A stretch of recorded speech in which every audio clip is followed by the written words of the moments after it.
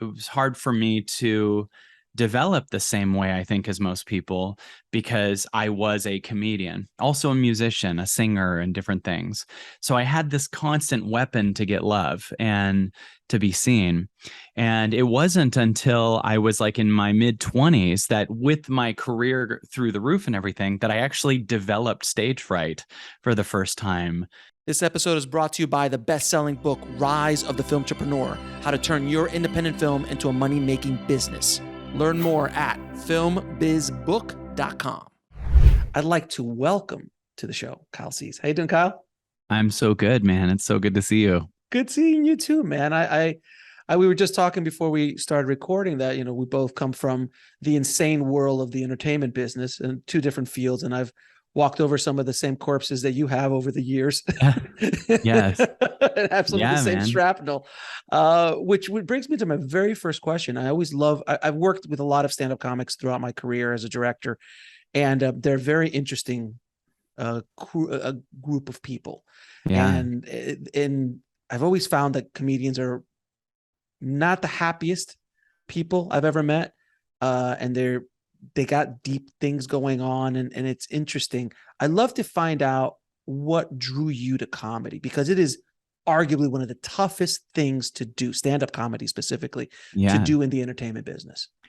Well, one aspect of why I was so lucky was I started it so young that I didn't get to the stage where it would be a scary thing. In fact, it actually birthed after I'd been doing it for 15 years. So in other words, like when you're a kid, you just, and there's other aspects too. I will say I was born into a family that energetically had some aspect of themselves that were used to being in the entertainment industry. So my uncle was the prop man for Gallagher. I am old enough to remember Gallagher, sir. Yes, right. And he'd spent time also doing a lot of Carrot Top's props too. But when I was in like second grade, I remember us spending time in Gallagher's warehouse. I mean, is there any way better to get a child into stand-up comedy than Gallagher? Because his giant toys and smashing fruit and then having this intellectual conversation. I, as a child, really remember also feeling connected to my dad through that. Like my dad was always playing new Gallagher specials and laughing, and that's where my dad seemed to light up, and that's where I felt a connection to him. So I, as a child, wanted to feel that love with him, and I feel like unconsciously stand-up comedy was a given that's the way to do it.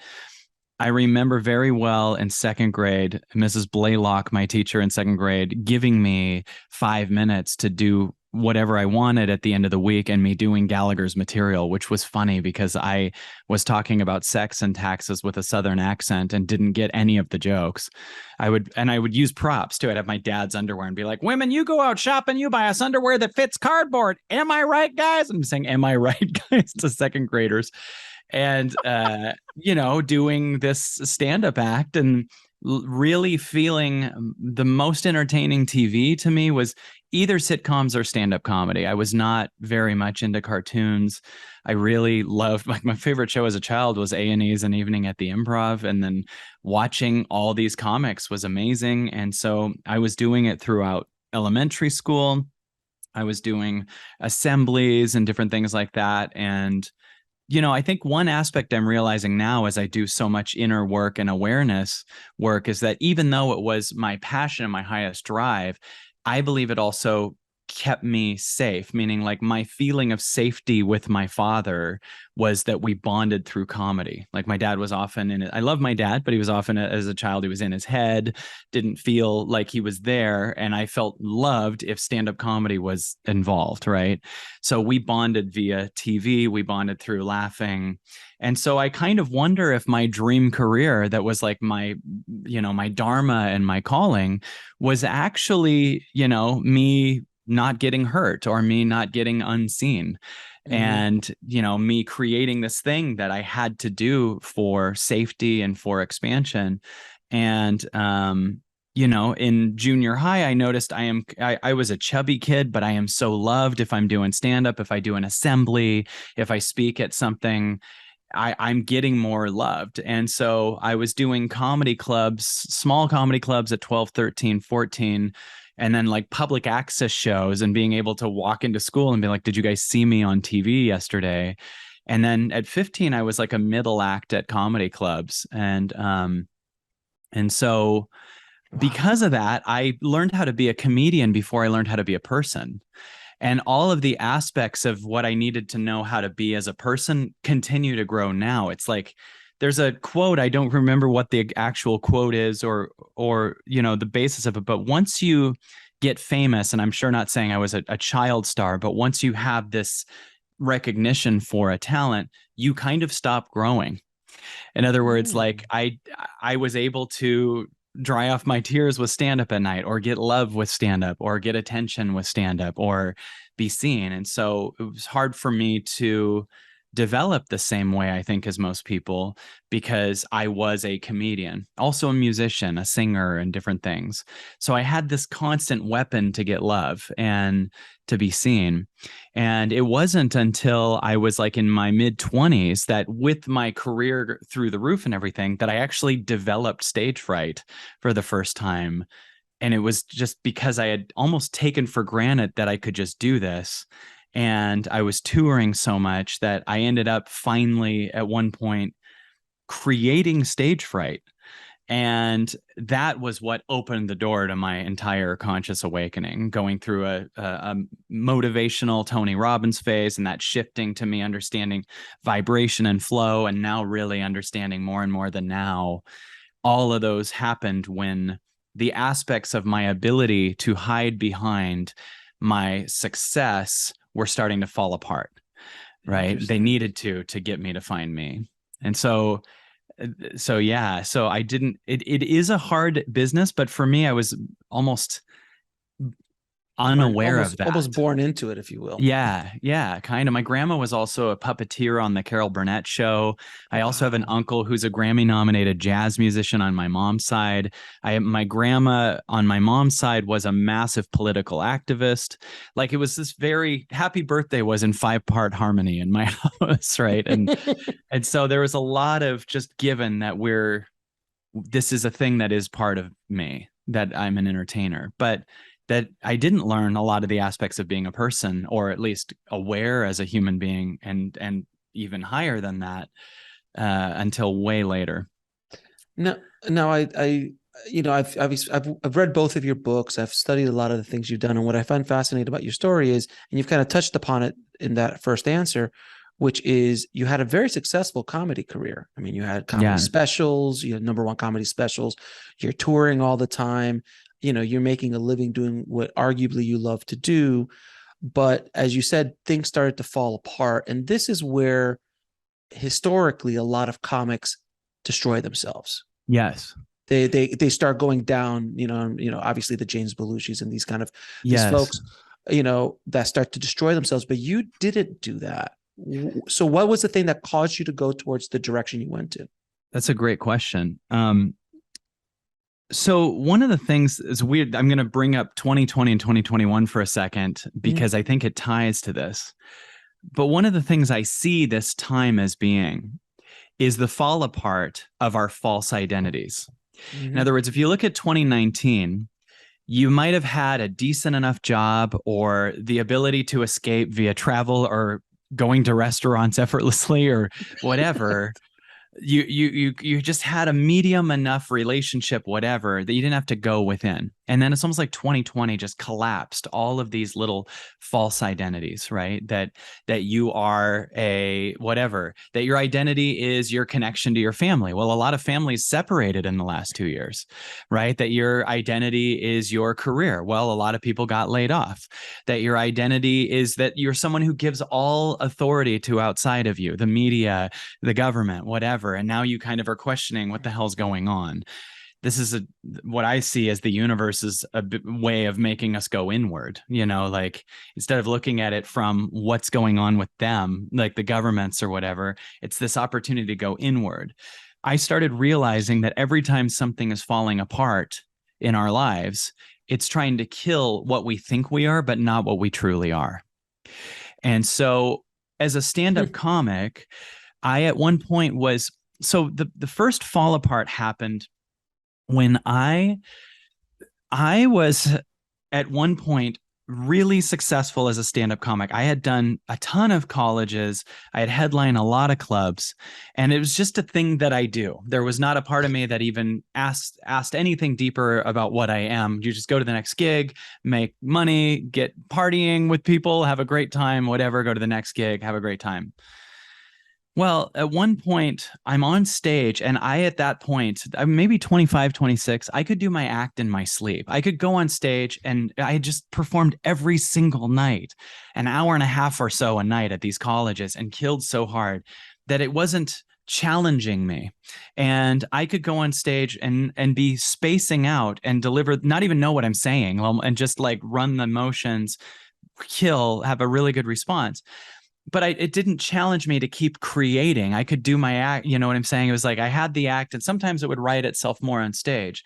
But I really believe that if you're not creating, your mind will creatively sabotage you, right? It'll come up with stuff. So one day I'm on stage. I'll never forget this. I'm in Mesquite, Nevada, and I'm on stage and I'm killing. And out of nowhere, my mind goes, I wonder if you could think about it enough if you could make yourself faint. That was the thought I had. And I remember right when I thought that, I started like whiting out. And so I thought, oh my God. And then you know that thing where people say you can't not think about something, like don't think of pink elephants thing. You know what I'm talking about? Yeah, of course. So I started believing about that. You can't not think about something. So I'm basically unraveled this thought. I'm on stage doing different material while inside I'm going in, like there's two me's going on. There's a me outside delivering stand up, and there's a me inside going, you can't not think about something. So what if you just keep thinking about fainting, and then you'll faint when you're on stage and it'll ruin your career? And the underlying belief is, I am my career, right? Like, I don't know anything I am without my career. Like, there's no reason to live without my career. That, like, I am this person that has these sets. I get love from this. I haven't gotten to a depth yet that investigated anything past that. So it was just like, what if you think about it so much, if you'll make yourself faint? This started snowballing into the craziest thing. And the other thing was, the year before, I had done at one point like 200 colleges in a row, and every gig was 2 flights away or more.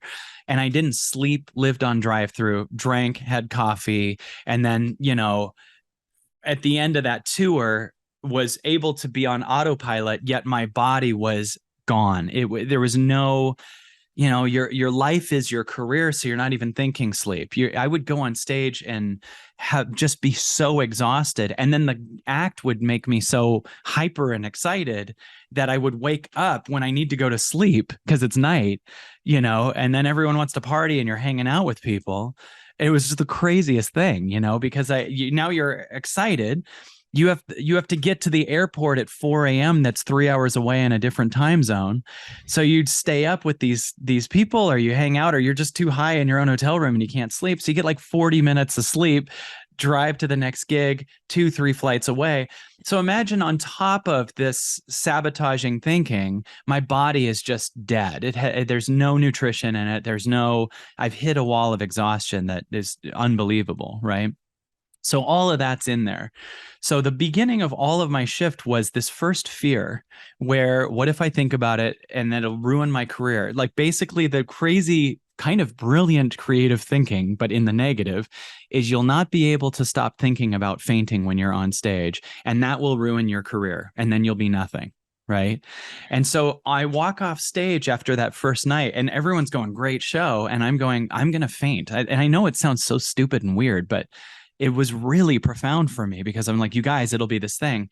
And people would just kind of belittle it, like, oh, it's nothing. And I'd be like, that makes me be like, no, I'm going to prove it to you. It's really bad. Like, we love to prove our limitations, right? And I'm going to prove it to you. Like, you're wrong. This is really a nightmare. This started becoming a thing I'd worry about all day. I'm going to faint when I'm on stage, and that will be the end of my career. Right. This built bigger and bigger and bigger. While I'm at the biggest height of it becoming a snowballing, crazy panic attack, anxiety thing, I booked my first Comedy Central appearance on the show Premium Blend. And my manager says, you just got Premium Blend. This is big. And he goes, don't blow it. And I'm like, it's 6 months out. How could I blow it? And I'm like, what if I faint on Premium Blend? And I'm like, that's my big opportunity. I finally get this Comedy Central career down. I have all the foundation, and now I get this stupid freaking anxiety. And I'm like, what if I faint when I'm on it? I know this sounds crazy, but it was really Wow. huge. And so I start thinking I'm going to faint when I'm on Premium Blend. I start picturing it. I start going through this whole thing. For 6 months, this gets to a point where I almost can't do gigs anymore. I remember going to an assembly. I'm performing at a junior high assembly. I'm with this girl that I was dating at the time. And she's like, baby, you're not going to faint. And I'm like, it's crazy. And they had this huge wide open hardwood floor, like a gym floor. And I, for the first time, start wobbling. And I see her in the audience, like, oh my God, he's going to faint. And I grab a chair. Now I'm in a chair now. Like, this is the first time I'm doing my act sitting. And this is proving to me, oh my God, it's going to be a horrible thing. Like, it's this thing. This gets to the point where now that was so traumatic that I had almost the reverse, the opposite of claustrophobia. In other words, I was scared of giant gym floors. Like, and if I was walking on any hardwood floor, whoever I was dating at the time would have to hold my hand with me. Wow, And like, this gravitated to, I almost can't walk. Yet I'm still taking gigs because I am, these gigs, and I don't know anything past it. So I'm going through airports, and I'm unable to walk. And I'm like, I remember going through the Chicago airport on that long underground thing where the lights are going. Mm-hmm. And I'm kneeling on a baggage cart along the thing because I can't walk anymore. I'm trying to get to the next gig.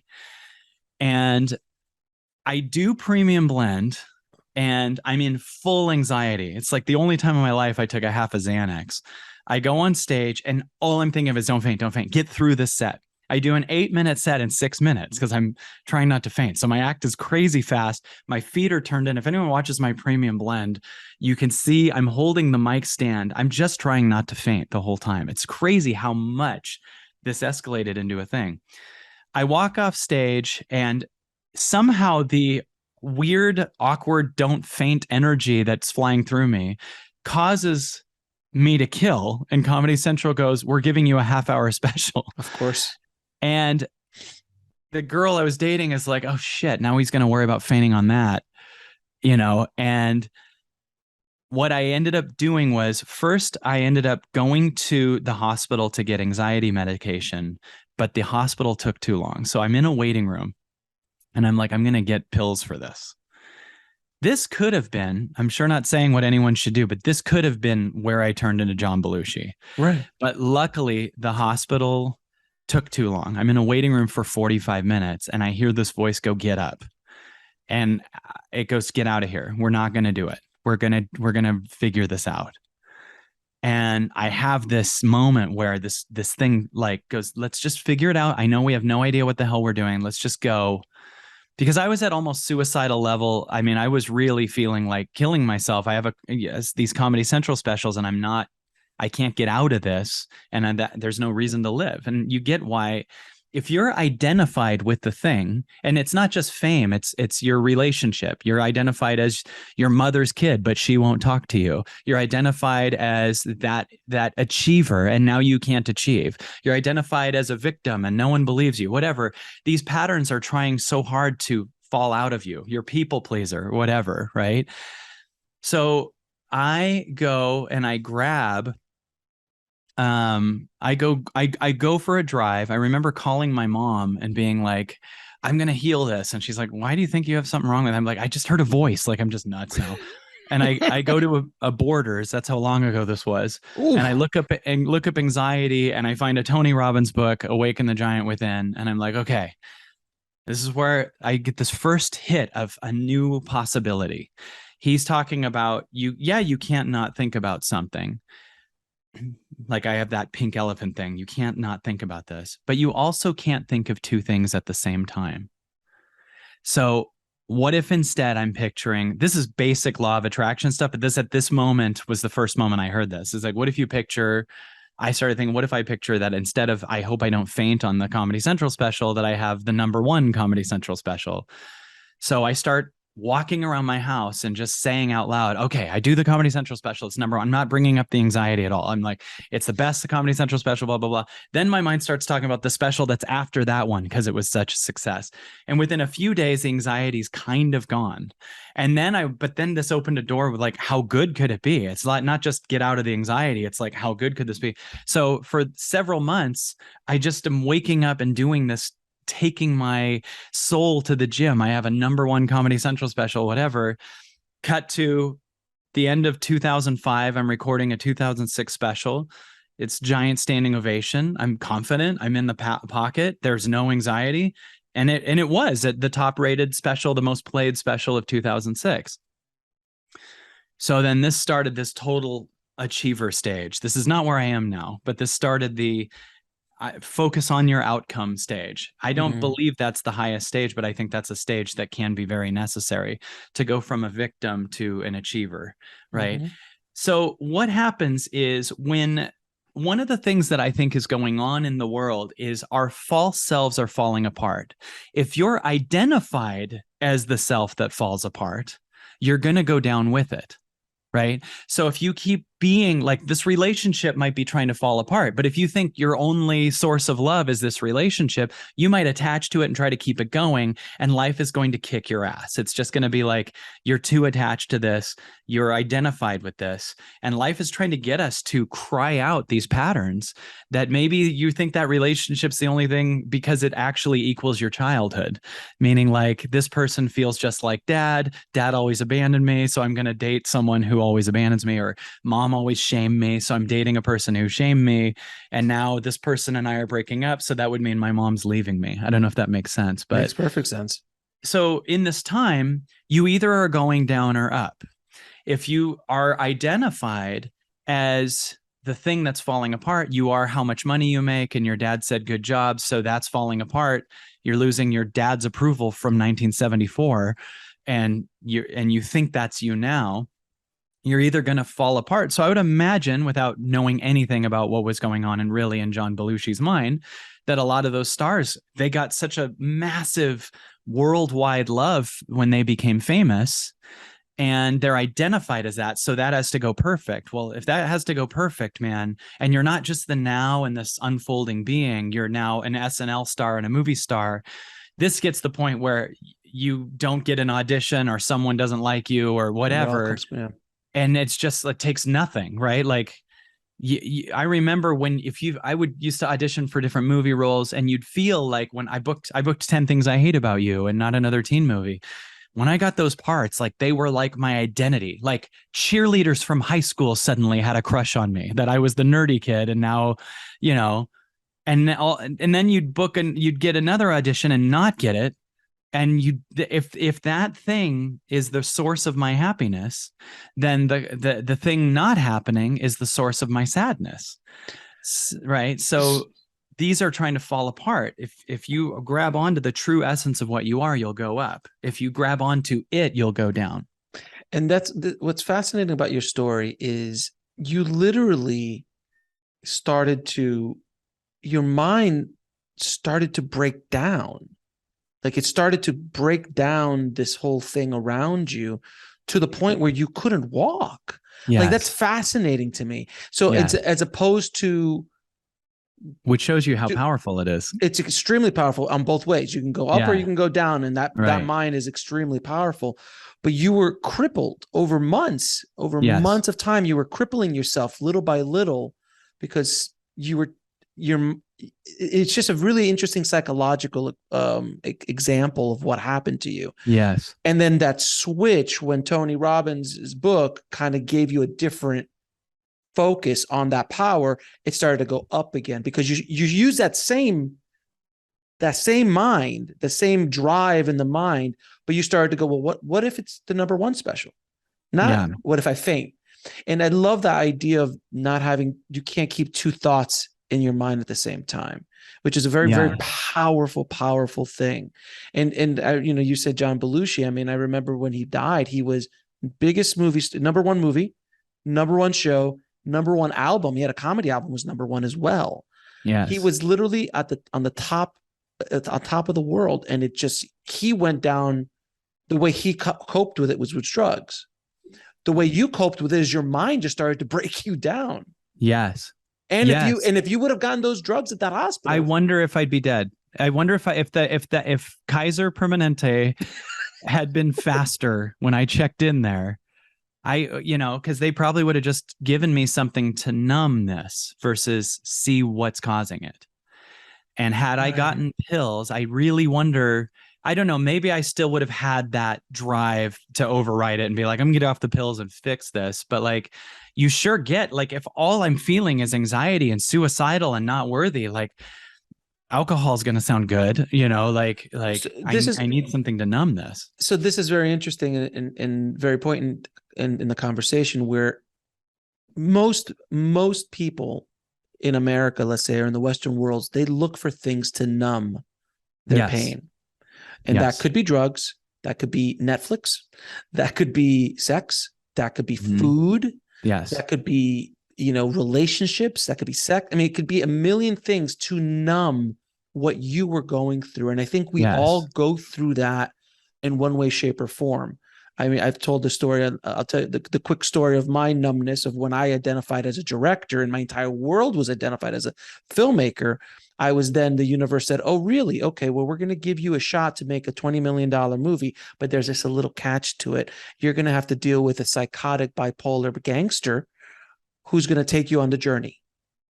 And I literally was stuck in the mafia for 9 months trying to make a movie for an ex-gangster, where then I was flown out to Hollywood and I met the biggest movie stars in the world, biggest agents, I did everything, did the water bottle tour, did the whole thing multiple times, even met Batman, had a whole chapter in my book about how I sat in Batman's house. And we talked about him. Are we talking Michael Keaton or? It's Val Kilmer. But that's awesome. It's Val Kilmer in 2001, which was Val. It'd be fun if you're like, it's Adam West. It's Adam. I always used to say Adam West. It was Adam West. Yeah. No, but afterwards, I was in a 3-year depression when that whole thing fell apart, because I identified with that, and it took me 3 years to rebuild myself to a place to even come back to a set, to even come back to doing what I love to do. It took literally years. I hid in a garage, my friend's garage, organizing comic books to sell them on eBay. That's how I made a living, because I couldn't even do anything else. I was just that, and that was my numbing. By the way, that's how I numbed myself. It's just the monotonous of organizing comic books, because for whatever reason in this life, I don't like drugs. I don't like drinking. I wish I did in some times when I was in a lot of pain. I wanted to numb myself, but I didn't have those options. Those options were just not available to me. So, so as you were telling your story, I automatically thought of mine, and I had to rebuild myself to be able to get to the place. And then it's a constant rebuilding throughout our life. That's amazing. But I think people listening should really think about what they're using to numb their pain, or try to numb what's happening to them, because I agree with you 100%. 2020, 2021, it was a reset button for millions of people around the world. Yeah. In a way that's billions, actually, that never has happened in the history of humanity, that the entire planet at one moment stopped. Yes. And we started fighting for toilet paper. Yes. Right. That was the first, which was the insanity. That was the first numbing. You know what I mean? I can't have a dirty ass. I can't have, my butt has to be clean. Like it was just insane. So weird. It was the weird. Like, did you ever in Walking Dead? Did you ever see people freaking out about toilet paper? No. Right. They're freaking about water and food. That's why. Right. No, I know. Like, I'm not worried about having the food that I'm going to shit out to wipe my butt. Like, it's just the after. For sure, I have a smorgasbord of food in the next 2 years. There's no question. But for some reason, toilet paper. It's like I can't. God forbid, have to use anything else like a bidet. That's why I have a bidet now, so I don't have to worry about these things. Right. Yeah. I know that. What if the next one is a mad rush on bidets? Like, there's just. Why I need bidets for my whole family. I need my bidet. I need a bidet for and a backup bidet in case the bidet breaks. Right. Just in case. Yeah, well, man. No. Can I play off of what you just said there? Please. What you just said is profound, because let's talk about what this is. Let's go even deeper about what it is that we're numbing, because it's not the thing. The thing, becoming a director, becoming a successful stand-up comic, getting in a relationship, like getting that money, is burying some default setting that you're used to having in your body that's a negative. Meaning, like, falling in love is so great because it's covering up the default setting of your fear of being alone. Mm-hmm. Right? Being rich for some people is this great thing because it covers up your default setting of shame that you have in your body because your mom said once you'll never be anything unless you make money. Right.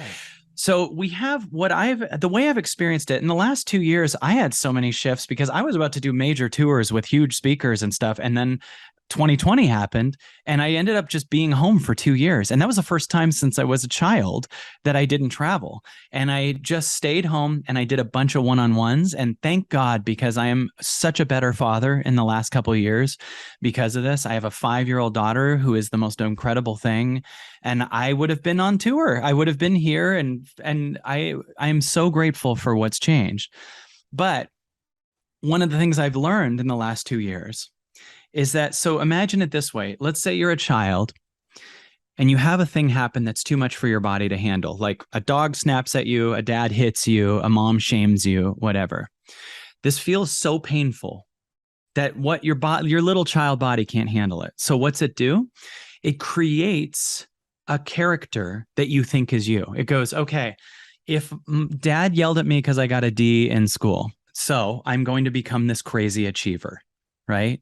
So now your identity falsely is actually an identity you created to prevent trauma from happening again.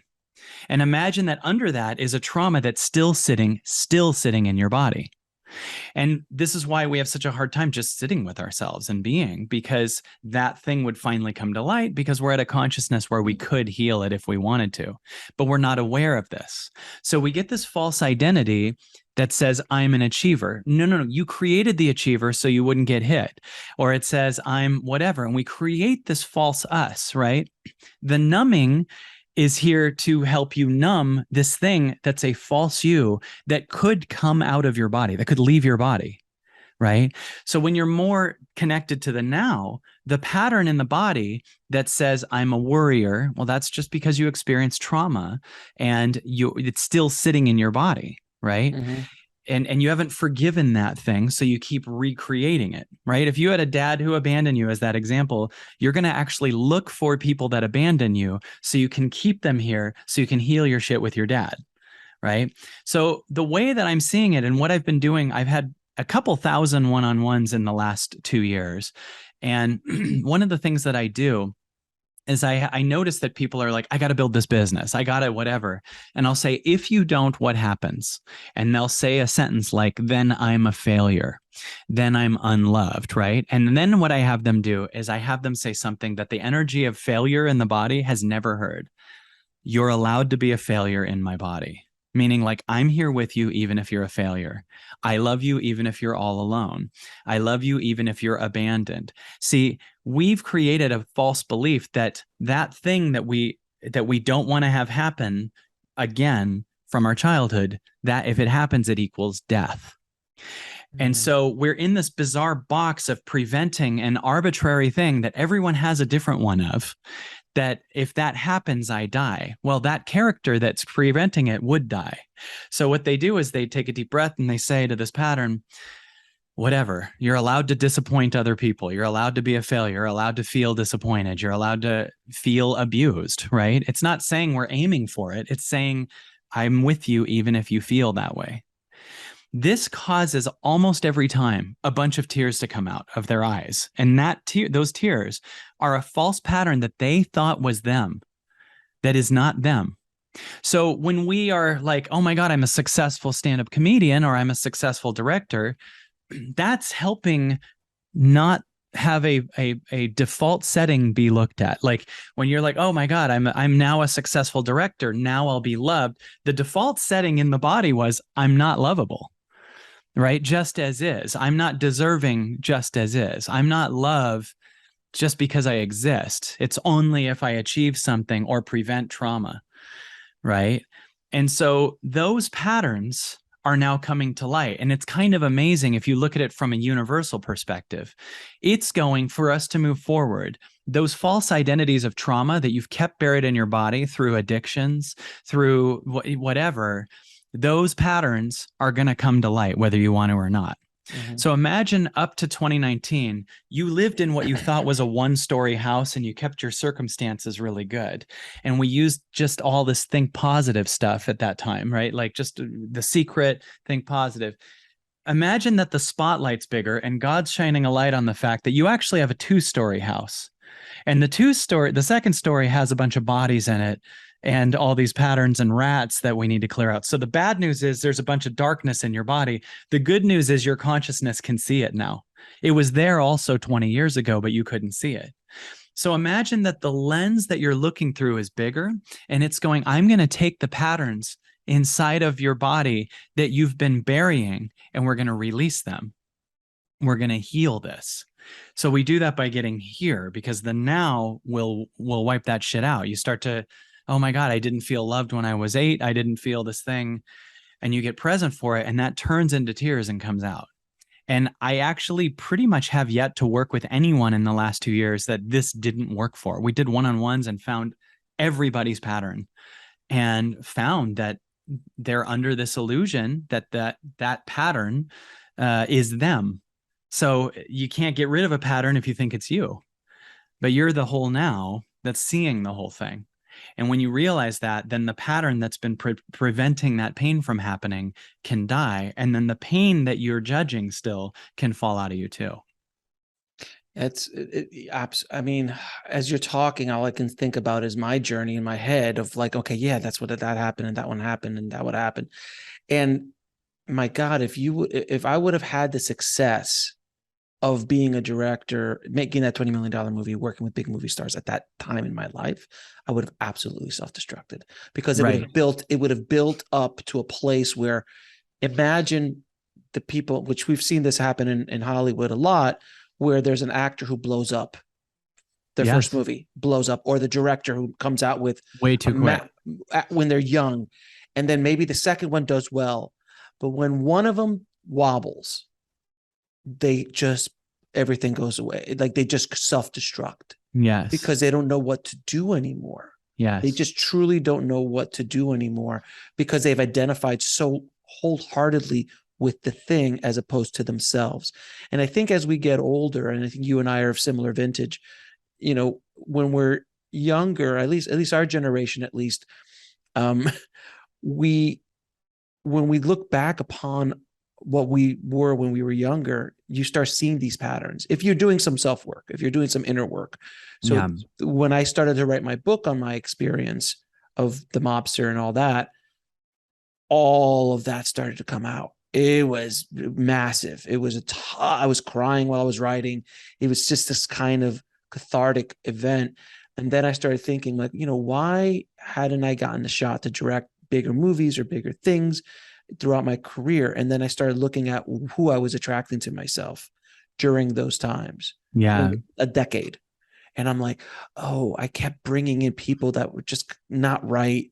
Sabotage. I was self-sabotaging myself because I was afraid of the pain that I associated with being a director. Yes. I get it. You see what I mean? It's like all of that kind of stuff. So it's when I finally realized that, and I started to like, oh, I'm not who it is that I am. And then there was this whole 3-year walkabout I did selling olive oil and vinegar in LA when I opened up a gourmet shop. And that's a whole other conversation. That's awesome. But it was that was almost a cleansing of my filmmaking. Yes. It was interesting. And then after I got out of the olive oil game, I started podcasting. Yes. And then I was like, oh, this is kind of what I'm really here to do. I could do the other stuff too, but this is what I really love to do. But I don't wake up in the morning going, Alex is a podcaster. Yes. That's not what I say. I'm just like, I'm Alex. I'm a dad.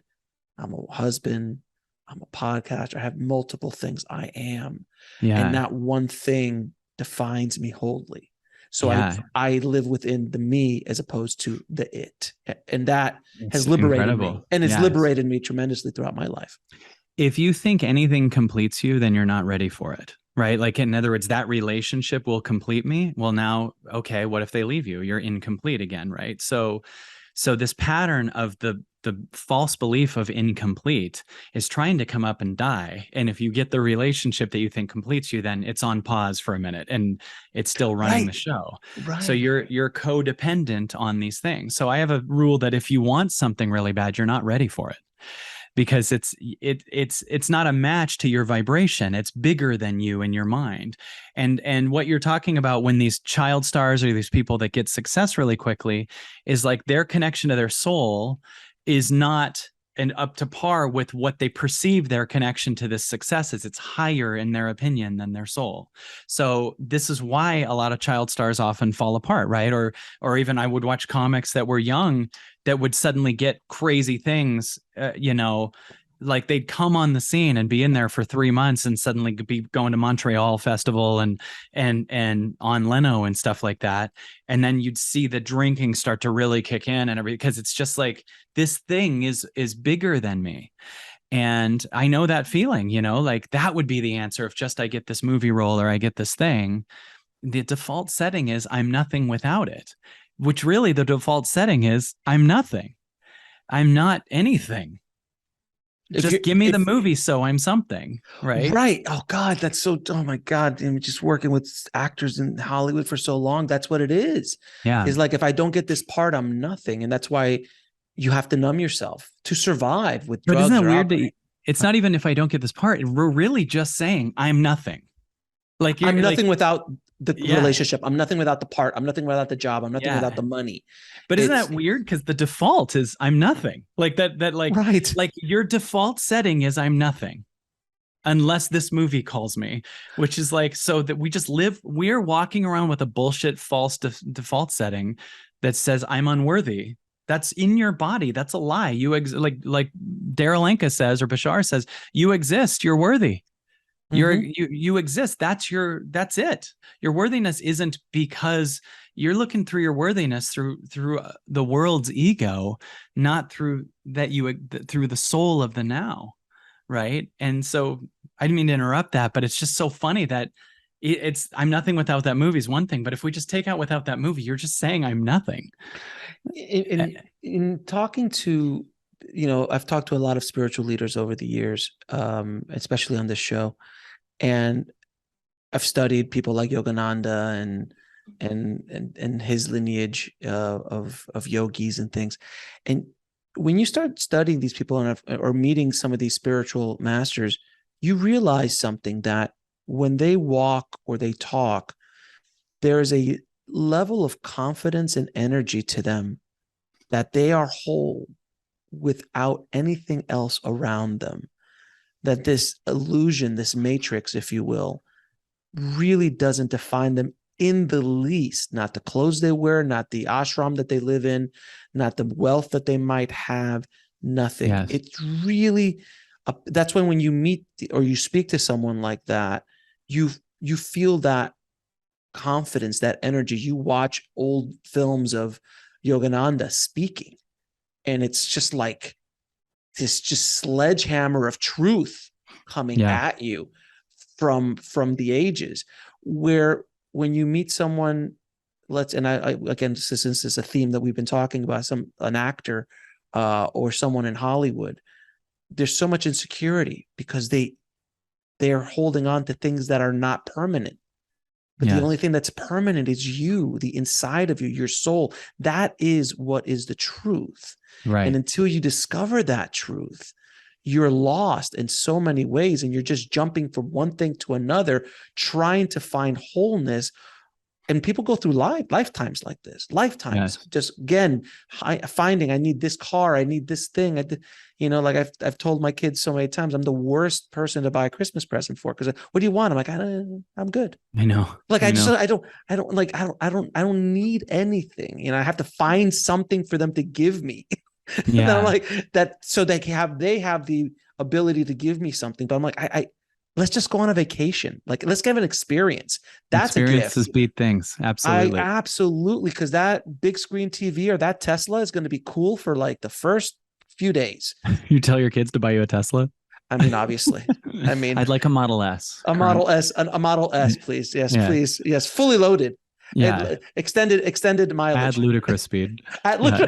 ludicrous Right. speed. Can you do that, 5-year-old? 5-year-old, can you do that, please? Otherwise, I won't be happy. Or otherwise, you won't get my love. Yeah. Right. That'll do it. Oh, That's, that one. Oh, that. that's the shit that made a Michael Jackson, like right. do it or you won't get my love. Dance and make us, or you won't get our love. And right. We all know where that went. Yeah. Right. It's no, I think that it's really interesting because as I do this work, I meditate all that. Sounds like we're really in a similar boat. It's so fun to be talking to you and learning more of your story as we go. Yeah. And, what a way that I kind of perceive it as is a thing I've said in other interviews before is that imagine if you and I went to another planet and were raised by two 20-foot tall aliens. Have you heard this before? No, Have you heard? I haven't heard this. Imagine you and I go to another planet. We're each separately raised by two 20-foot tall aliens. And we don't know how to stay safe. We just know that one comes home drunk and he's really loud. So we start going, okay, I need to be quiet with that one, because I'll get hurt otherwise. And let's say the other one really loves it if you tap dance. So every time you tap dance, that one gives you love and shows you to the other aliens. You start to wire yourself. Okay, stay quiet with this one and then tap dance with this one and I get love. And let's say you're raised by them for 20 years and you're with them for 20 years doing this thing. Now your body's fully conditioned. I am a good tap dancer and I'm good at being quiet around a loud person, right? Then you go out to the rest of the aliens and they all got their own patterns and they're like, I don't give a shit about tap dancing and why are you quiet? And you start to realize I created a prison of a false me and cut myself off from my soul me, right? Mm-hmm. So imagine now humanity through our conditioning is in a prison.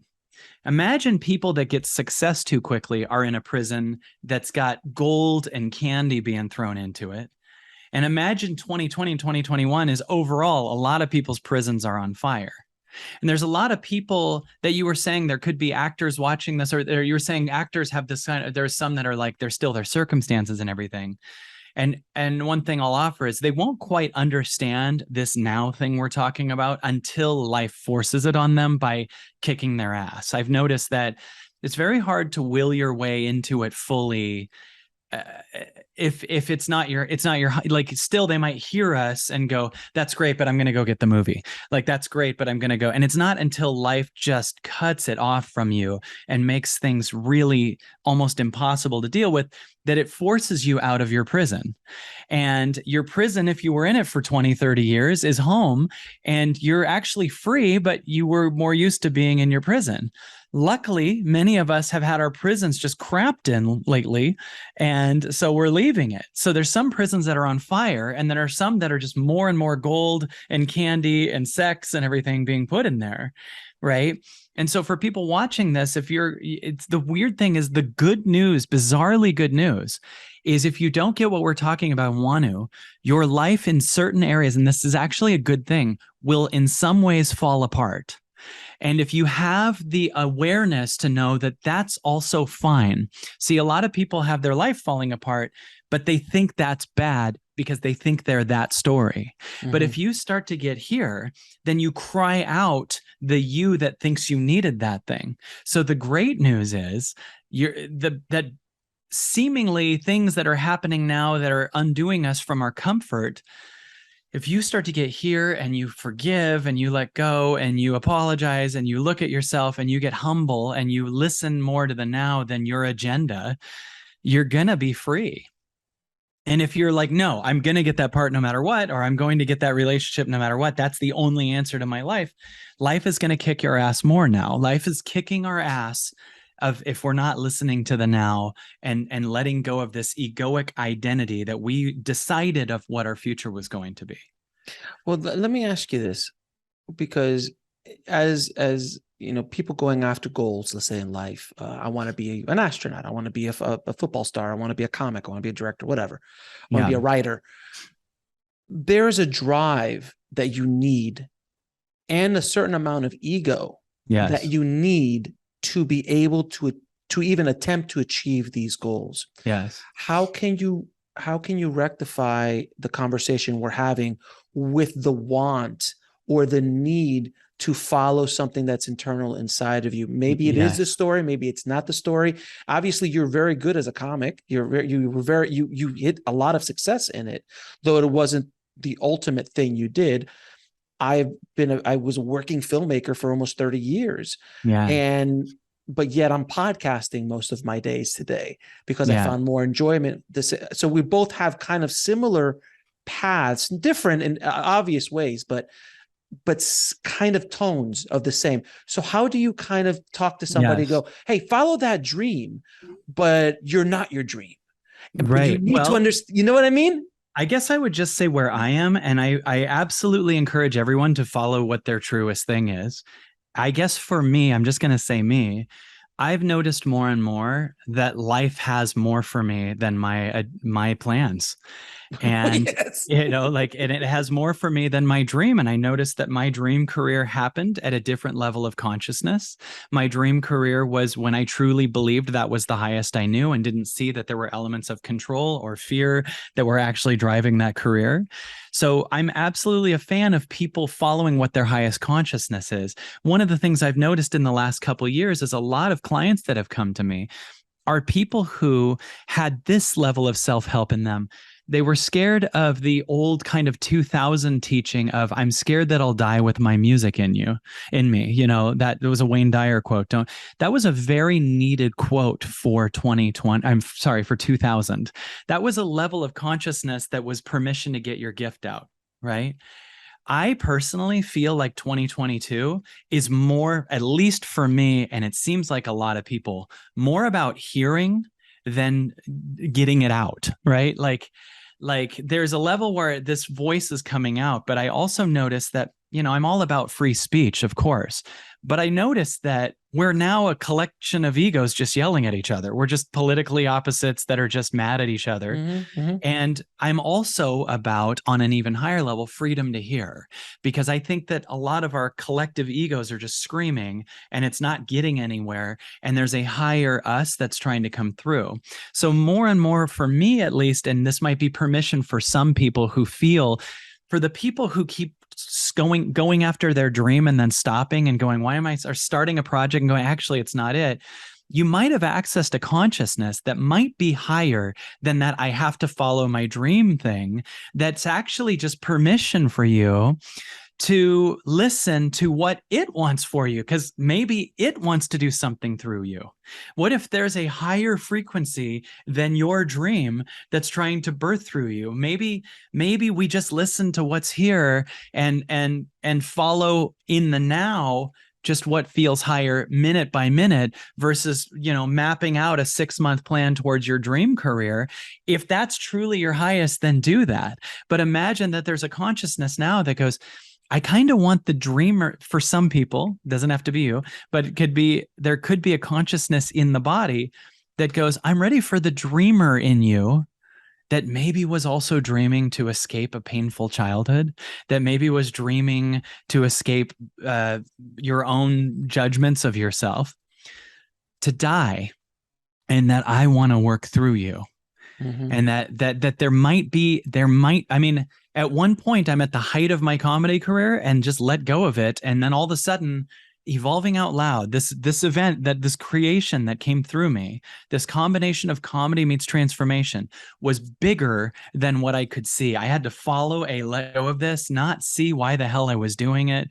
And then I started getting little evidence of more fulfilling happening, but I had to follow the now more than an agenda. I couldn't, if you told me leave stand up because you're going to create this thing for the next 20 years called Evolving Out Loud or whatever, I'd be like, I need to know what that looks like or whatever. Instead, it was like, trust me, don't know why, follow the feeling, have no idea what the hell's going on, cry out the part of you that needed certainty in the first place because I have higher. And I started realizing with a lot of different clients that had this fear that they're going to die with their music in them. They are trying to create out of a fear of wasting their life. And the belief you can waste your life is now, I think, a thing that needs to be purged, because your life includes things that are beyond your agenda. And maybe you were here to just be, and maybe you were here to go through dark times, and maybe you were here to not know for a while. And maybe in those moments, the universe is taking you to a higher thing than your agenda. So, so at one level, if you feel like you have this dream and you know that's it, I am such a fan of you following that.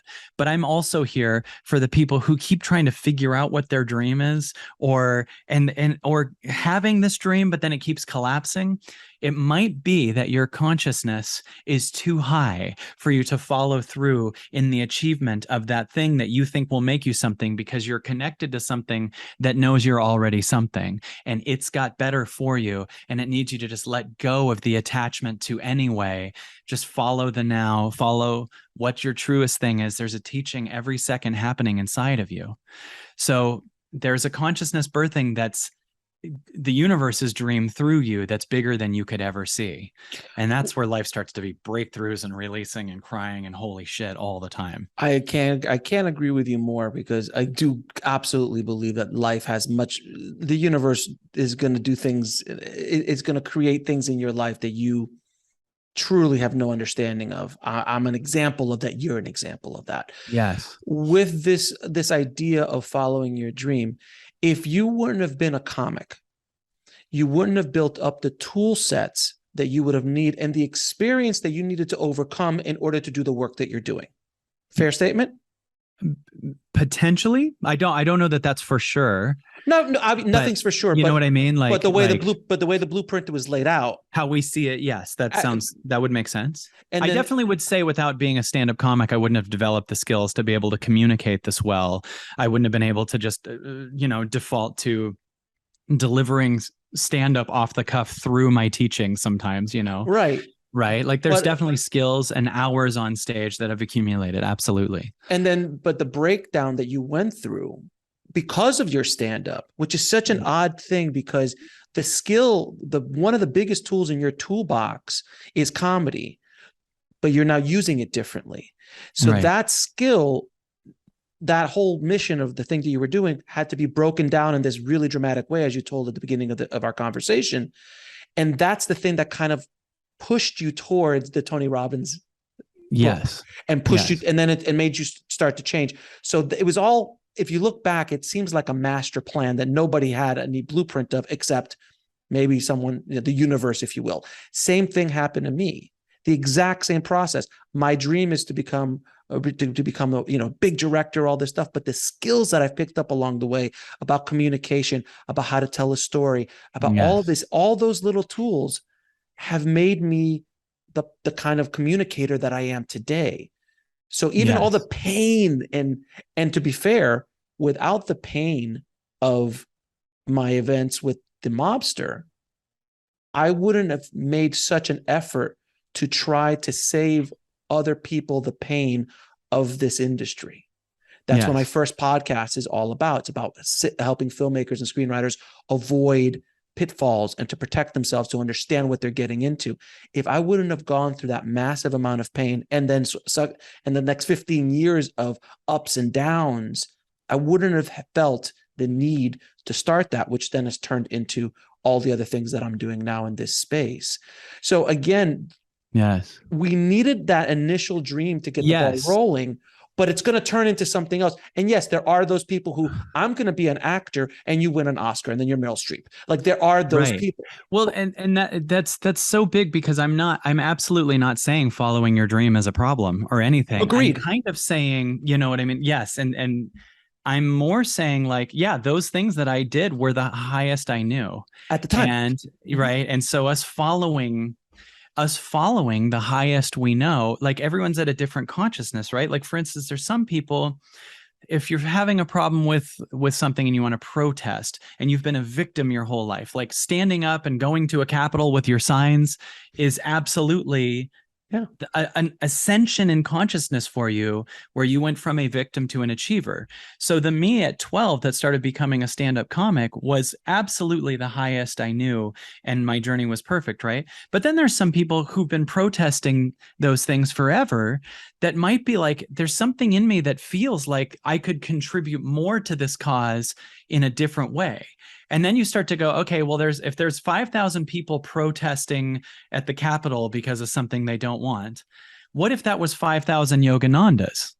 What if they were bringing 5,000 Gandhis out? I'm not even talking about Gandhi followers. I'm talking about what if there was 5,000 Gandhis? What if there were 5,000 Martin Luther Kings, right? We're talking that could be birthing, right? And so you start to realize for some people, me at a loving frequency, if you had a million Mr. Rogers on the planet, healing all the murderers of the planet by being an unconditional space of love for them, you start to realize that it actually is an ascension at one point to go to an even higher frequency, right? So I guess for me, I've done so much meditation and connection that I'm finding that there's no achievement, even getting in the now, making now a future concept, that's better than the now. Mm-hmm. Right. Right. Like right now, like I am just at a place where I'm really experiencing the truth of, in this moment, even if you have all these patterns that exist and all these things that you think you need to overcome, in this moment, you are free. Mm-hmm. And the ego goes, it's when I understand what's wrong with me that I'll be free. And I'm like, nope, that actually keeps you in prison, right? For some people, and some people that would be ascension. Does this make sense? Makes perfect sense.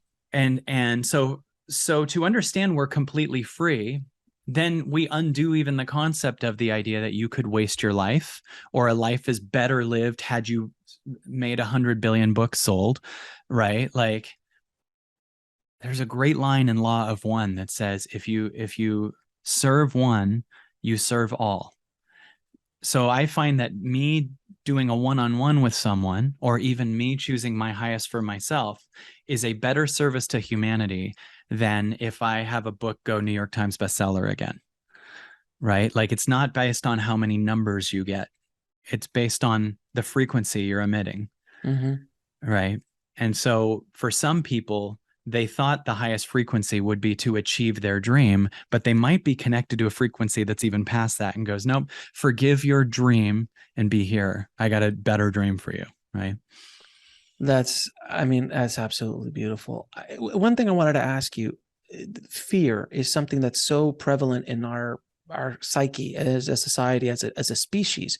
And we do have negative bias. We are built to look at the negative of things in life because it's a survival mechanism. And I think I saw somewhere, I think in Harvard or Yale, they did a study where it's like for every 9 negative things you see, 1 positive comes through, things like that. So we are heavily have a negative bias. So fear is something that's, always look at the worst in a situation as a survival mechanism. How can we overcome these kind of fears that prevent us from getting to higher stages of consciousness, to higher achievements in our life, in our career, in our dreams, in our relationships, and break through those fears that are basically built within us? They're built. There's no one else that's creating them but us. Yes. Unless there's a tiger in the room, and then that's a safe kind of fear. Well, that's what it's for, is if there's a tiger in the room, right? Right. Like it's literally for if there's a gunman in your house and the gun's aimed at your head or the house is on fire. Mm-hmm. But we use it for everything, right? In my eyes, fear is an opportunity to go to a deep investigation, right? All fear in my eyes, comes from, other than true survival, like I need this to run up a tree if there's a tiger or whatever. Sure.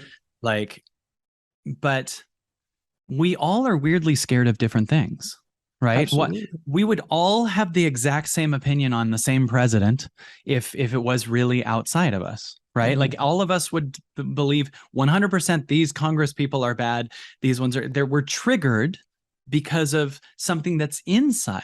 So you start to realize you're not scared of things outside of you unless it's literal fight or flight.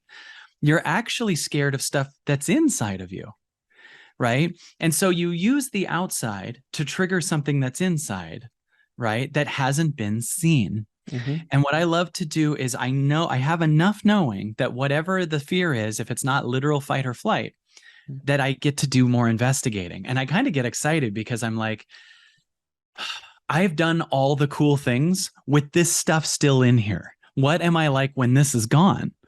right? So when I notice that, oh, I'm worried about something, I'm worried, whatever, they'll say something about, they'll attack me, that it won't be successful, that someone will hurt me, that that I'll fail, whatever it is.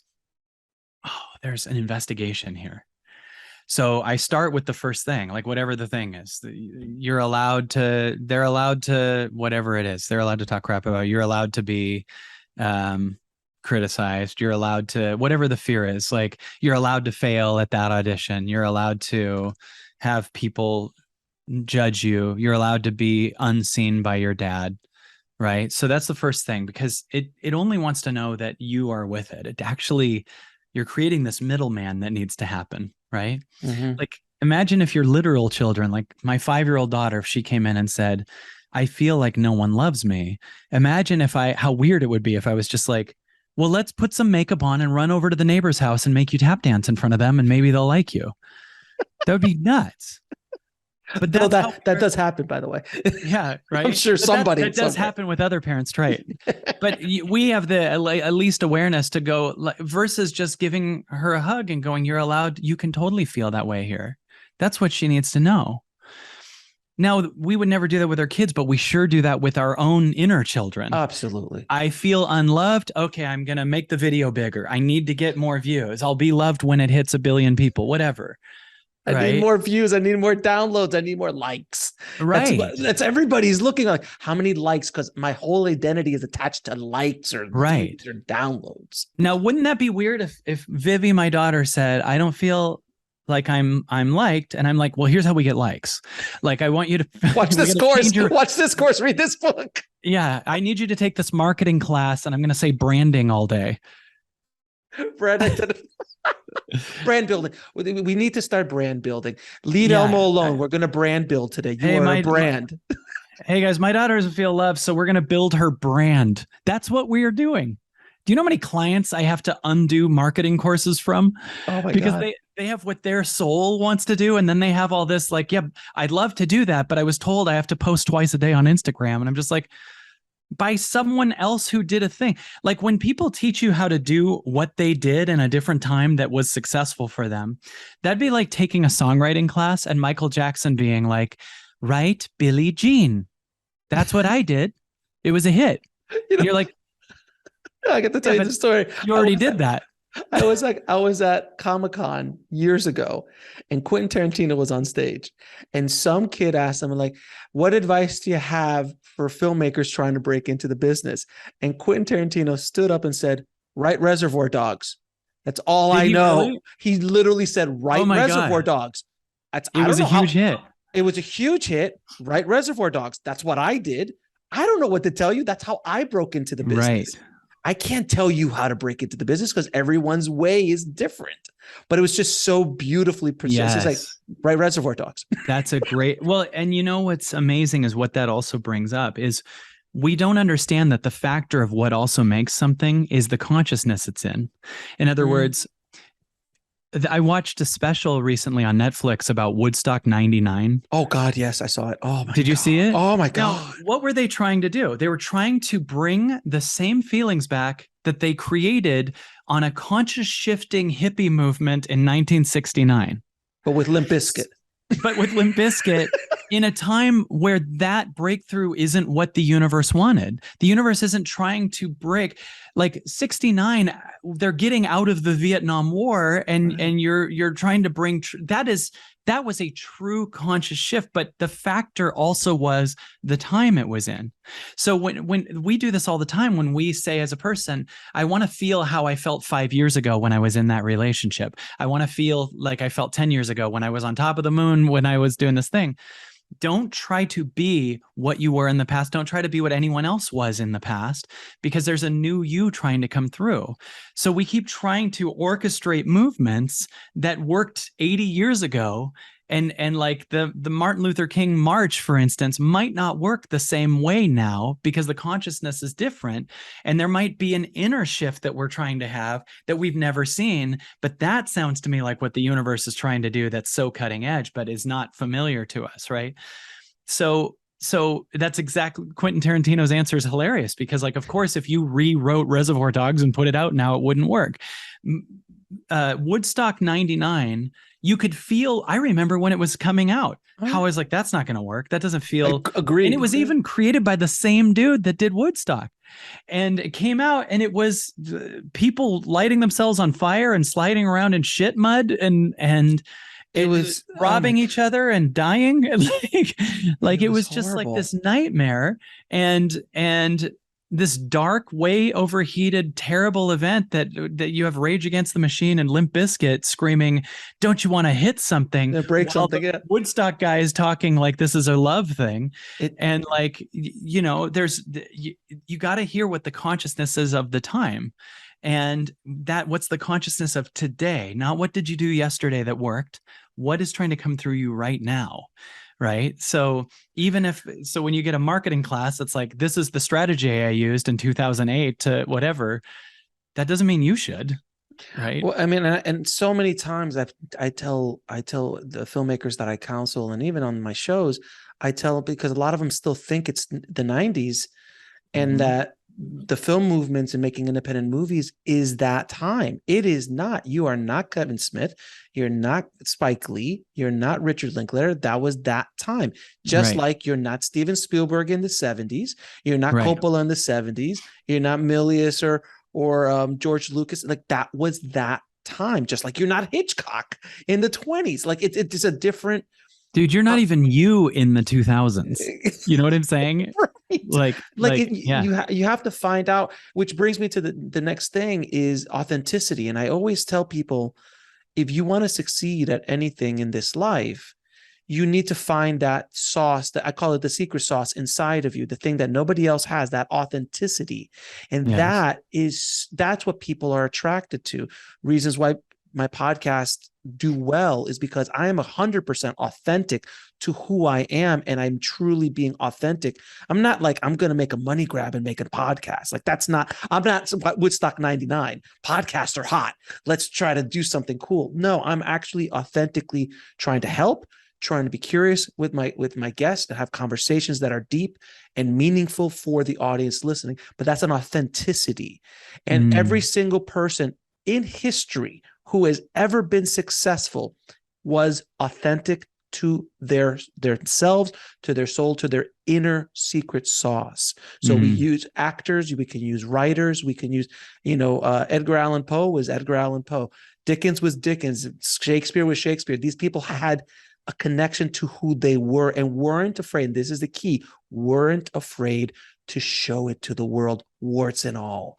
And that's what people are attracted to. I think that's one of the reasons you're so successful, because you are completely 100% authentic, and you also make people laugh, which is also helpful. Well, here's an irony too, is the more you find that authentic thing that's trying to come through you, the less it's even scary to do it. It takes you to a level where it's not, I got to get this out. It's like, just like, oh, I'm in a world where that's me. And it's not like this overcoming feeling that you have when you're not authentic, where it's like, God. Like you actually kind of, when you find that real you actually access some other invincibility energy that makes it not even a big deal to put it out. But that first part is the first time. part. Yeah. The first time is really hard, but it's much harder to keep a mask on. Yes. And it's much harder to be someone else, which always is what people are always trying to do. They put a mask on, they try to pretend, they put clothes on, they act, they have to like get, certain things, have to wear certain clothes, get in certain cars. This is all part of the masking of and that's hard, man. I did it when I was in high school. I remember I did it through a lot of parts of my life that I tried to be someone I wasn't. And then the moment I decided to be myself, so much easier. It's like the heavy lifting is off. Like you could take the jacket off, you could take the mask off and just be you. And if any bullets start coming towards you because of like people not liking who you are, you're just like bing, bing, bing, just bounce off of you, because you're like, if you don't like me, man, that's your problem. That's not mine. And that's what people are attracted to. We do get this choice. I think Jim Carrey said something similar to this, but we get this choice between being, at one point, I think Jim Carrey said this, there's a choice we get at one point where I'm either going to be what I truly am and risk losing everyone and everything in my life, even though I probably won't, but you're willing to lose it all for whatever. Like my highest intention is to learn what I truly am, and I'll let go of everything for it. Right? That's where all your power is. Or you'll give up what you truly are and be what you think that people, you know, want to see, and you'll go to the grave with people never knowing who you truly were.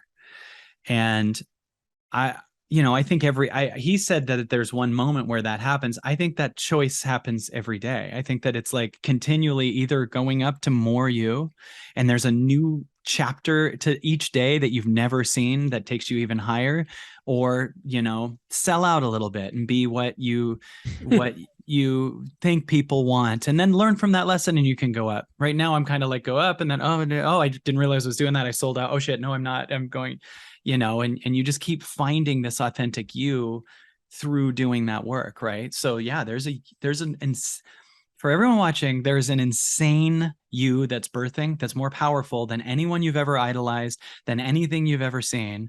And it's trying to come through you. And I think it's not even just a new you is trying to birth through you. I think a new planet is trying to birth through you. I think the more you're in the now, that you'll notice that I've had so many experiences, I'm sure you have too, where the world weirdly mirrors what I just did. Like, have you ever forgiven someone and they called you? Have you ever just let go of something and then you notice that the thing you were holding on to isn't as stringently holding on to you? Like you go to a different frequency and you almost wonder if this is a virtual reality that shows you what you just healed inside is being mirrored on the outside. I've seen that so many times with clients when they finally let go of the thing where at a frequency where it doesn't matter, all of a sudden it heals itself on the external too. And so I think a new world is trying to birth through you, not just a new you. Kyle, I could keep talking to you for hours. It's really fun, man. It's so much fun, dude. Listen, you're definitely coming back on the show. I mean, I literally have 30 questions I never even talked to you about. We just kept going and going. I'm here anytime, brother. Brother, it has been such a pleasure. Can you tell everybody where they can find you, what kind of where they can find out the work you're doing, books and courses and one-on-ones, all that kind of stuff? Yes. So I get giddy talking about it because it's so amazing. We created a membership site called the Absolutely Everything Pass. It's got thousands of people on it now, creating an amazing community. It has probably about 1,000 hours of backlogged content. Plus, I do a live event every Sunday. Other teammates do a live event Monday and Tuesday called It's Totally Possible, where they literally riff all the things that are totally possible and create this different frequency.